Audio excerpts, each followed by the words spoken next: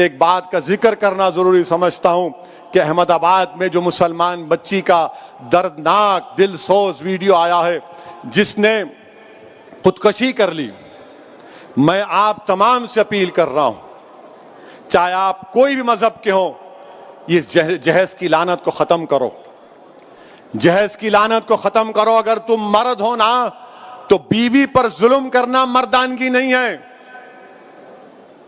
بیوی کو مارنا مردانگی نہیں ہے، بیوی سے پیسوں کا مطالبہ کرنا مردانگی نہیں ہے۔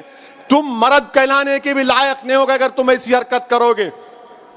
وہ معصوم بچی پر ظلم کیا گیا، وہ تنگ آ گئی جہیز کی لعنت کی، جہیز کا مطالبے پر، اس آدمی کے مارنے اور پیٹنے پر، اور اس نے اتنا بڑا اقدام کر لیا۔ شرم آنی چاہیے ان گھر والوں کو جنہوں نے ہماری اس بیٹی کو مجبور کیا۔ میں تو اللہ سے دعا کروں گی اللہ تم کو غارت کرے، تم لوگوں کو۔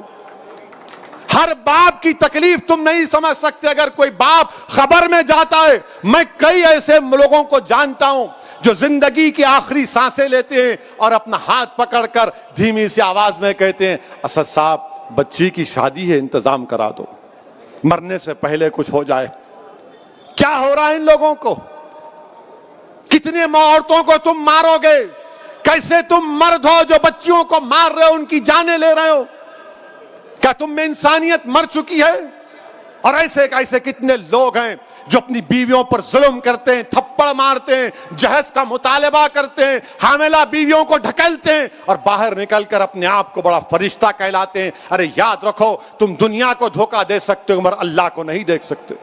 اللہ دیکھ رہا ہے، اللہ سمجھ رہا ہے، اور اللہ ضرور مظلوم کا ساتھ دے گا، اللہ مظلوم کا ساتھ دے گا۔ میں ان تمام مسلمانوں سے اپیل کر رہا ہوں، اللہ کے رسول صلی اللہ علیہ وسلم نے ارشاد فرمایا تھا کہ تم میں سب سے بہترین وہ ہے جو اپنے گھر والوں سے اچھا ہے، بہترین اخلاق اس کے ہیں جو اپنی بیویوں سے اچھا برتاؤ کرے گا۔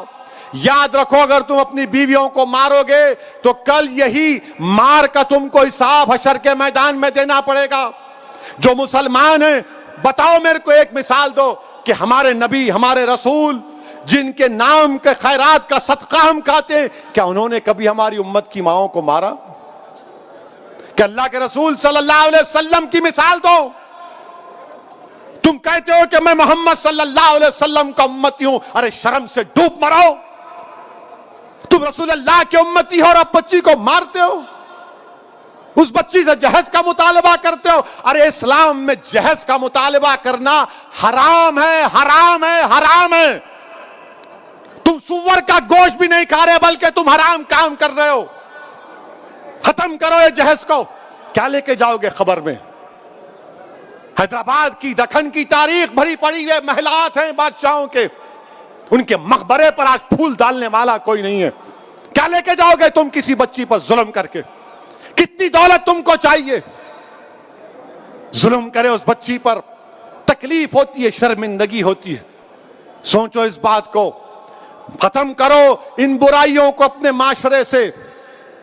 بچیاں اللہ کے رسول صلی اللہ علیہ وسلم مسلمانوں کے لیے کہہ رہا ہوں بلکہ دنیا کو بتا رہا ہوں کہ ہمارے رسول صلی اللہ علیہ وسلم جب اپنے بیٹی سے ملنے جاتے شہزادی جنت سے، یا وہ آتی، اللہ کے رسول صلی اللہ علیہ وسلم اپنی صاحبزادی کے لیے کھڑے ہو جاتے، بیٹی کے لیے کھڑے ہو جاتے تھے، حضرت فاطمہ کے لیے پیشانی پر بوسہ دیتے اپنی بیٹی کو۔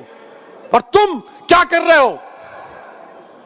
میرے عزیز دوستوں اور بزرگوں، یہ مجلس کے ذمہ داروں کا جلسہ ہے۔ ہماری بھی کوشش یہ ہونی چاہیے کہ پہلے اگر ہمارے گھر میں ایسا ہو رہا ہے اس کا خاتمہ کرو، ہمارے محلے میں ہو رہا ہے سمجھاؤ ان لوگوں کو، اور میں ہماری بیٹیوں سے کہوں گا کہ ڈرنا نہیں، تم ہرگز اپنی جان نہیں لینا، تم کبھی اپنی جان نہیں لینا، کبھی نہیں لینا تم اپنی جان، تم زندہ رہو، ہم تمہارے ساتھ ہیں۔ تمہاری جان کی قیمت ہے میری بیٹیوں۔